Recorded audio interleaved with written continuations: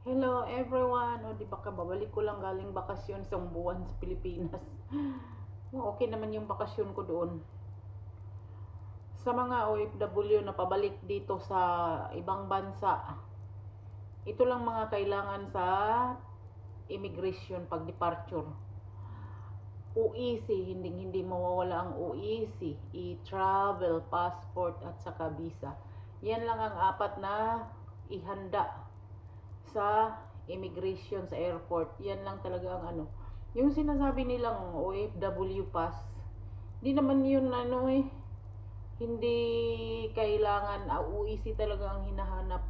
Saka huwag kayong magpapaniwala na OFW pass na kasi mahaharang kayo doon sa airport. Hinaharang. Tsaka yung sinasabing yun nga yung OFW pa sinaharang, may kasama ako doong na naharang siya kasi wala siyang OEC. Sabi OFW pass daw, hindi naman pala yun. Hindi pa pala ata yun, ano bang noon, hindi pa siya nagumpisa, parang dry run ba ata yun, pero OEC talaga yung hinahanap sa airport. Tapos ako kumuha kasi ako ng OEC sa Zamboanga. Walang bayad, wala na siyang bayad ngayon. Basta naka-process na dito sa sa pinanggalingan mo ng bansa ang mga mo, papel. Kagaya ng contract, yun talaga. Pag ang contract ay nakasubmit na doon sa OWA, may nakalagay na doon na paano kumuha ng OEC. Tapos pagpunta mo doon sa OWA, ituturo ka sa DMW, yun, madali lang siya basta may record ka na at saka babalik ka lang sa same employer, ang bilis-bilis makakuha ng OAC. Pero hindi ko lang alam doon sa iba yung change employer. Pero pag babalik ka sa same employer mo, ano lang ang kinukuha doon? Passport at saka visa.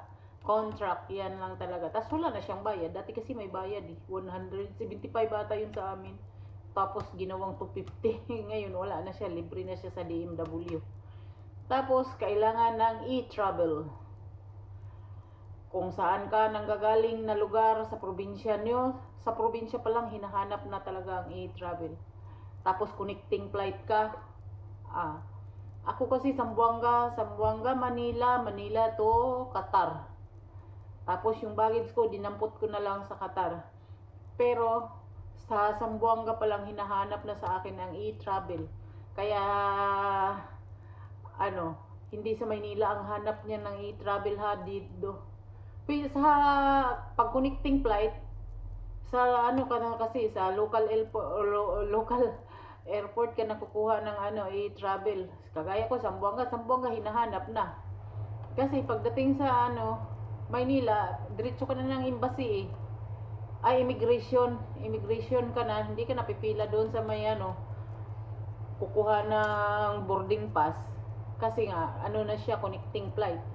Tapos ang hinahanap pa ay kailangan ninyo ng agahan pagdating sa immigration. Kailangan niyo ng maaga umalis sa probinsya niyo. Ako umalis kasi ako doon ng alas 12, dumating ng alauna, tapos ang flight ko ay alas 6:30. Hindi pa mahaba pa yung mahaba pa yung pahinga. May kunting pahinga kasi mahaba ang pila sa immigration. Hindi kagaya dati isang oras lang tapos na. Ngayon ako pipila ka ng halos 2 oras, isa't kalahating oras sa immigration kasi maraming tao. Kunti lang, parang hindi kasi sila nagbubukas ng ibang mga counter, iwan. Pag alam nilang maraming tao, sa Philippine Airline lang to sa Philippine Airline. Pag maraming tao, magbubukas sila ng maraming counter. Pero pag kunti-kunti lang, kunting counter lang din, kaya mahaba ang pila. Nung ako kasi pumila ko sa immigration, sobrang haba, kaya maraming counter ang binubuksan na immigration, maraming opisina. Tapos kailangan pag nandun ka sa immigration, ang oras mo doon ay kailangan ng 3 hours or 4 hours para sa pila na pipilahan mo sa immigration. Yun kalala. Dati yung bilis-bilis lang naman naalis, pero ngayon ewan ko, maraming tao sa immigration. Lalo na siguro sa Terminal 3. Terminal 1 kasi yung Philippine Airlines eh. Terminal 3, lalo siguro dun mahaba ang pila. Pero sa kuan, pabalik na mahaba ang pila ng immigration. Lahat mga halos OFW. Maraming nagbabakasyon. December kasi yun, maraming nagbabakasyon. At saka ano pa, ang hinahanap pang last ay visa. Yan. Hinahanap ang visa, hindi talaga mawawala ang visa, hindi ka makapasok ng apat kung wala yung apat na document na hinahanap ng airport. OEC number 1, OEC, e-travel, passport at saka visa.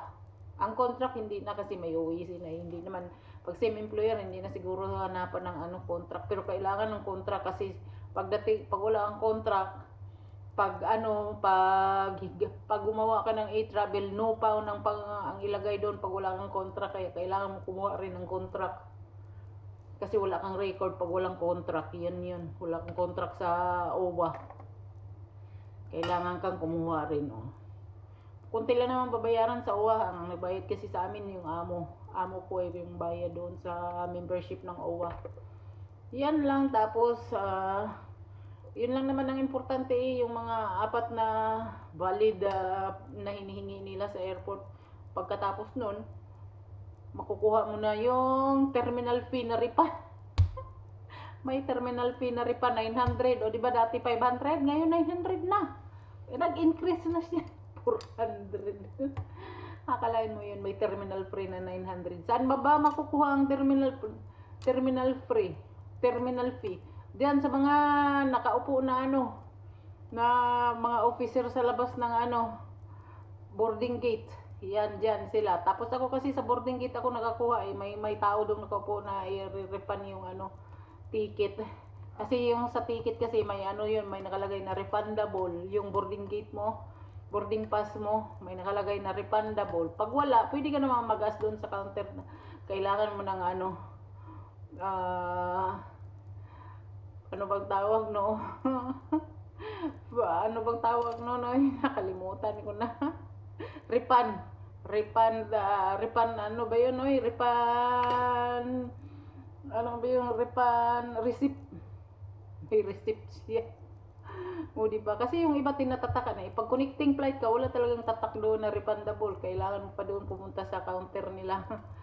Oo. Pero pag diyan sa Maynila sa immigration, sa pagkuha mo pa lang ng boarding pass, may refund na nakalagay. Marami, nag-increase na ngayon ang refund. Terminal fee. Kalain mo yun mga OFW, may terminal fee. Refund pala yun. Wala.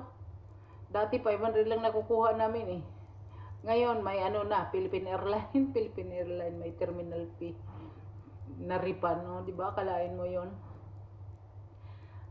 Wag na sa mga pabalik, departure, kailangan talaga ng e-travel ha. Huwag niyo kalimutan ang e-travel. Apat na document lang ang hinahanap sa airport: visa, OAC, passport, at saka e-travel. Yan lang, wala nang iba. Pag na-scan na yung mukha mo doon, makapasok ka na sa immigration, wala na. O diba, kabalik ka na dito. Easy lang pag may ka na, mga kompleto yung document mo, easy lang ang pagbalik O yun lang. Hope nakatulong sa mga OFW na pabalik ha. Need talaga ang OEC, hindi OFW pass. Huwag kayong maniwala sa mga OFW pass kasi hindi pa yan totally nilang pina-implement. OEC talaga ang kailangan. Saka hindi ka na makakuha ng OEC na OEC sa online. Ang hirap nung kapasok sa online. Kaya pumunta na kayo sa mga DMW yung malapit sa mga lugar niyo. Hanggang dito na lang. Bye bye. Thanks for watching.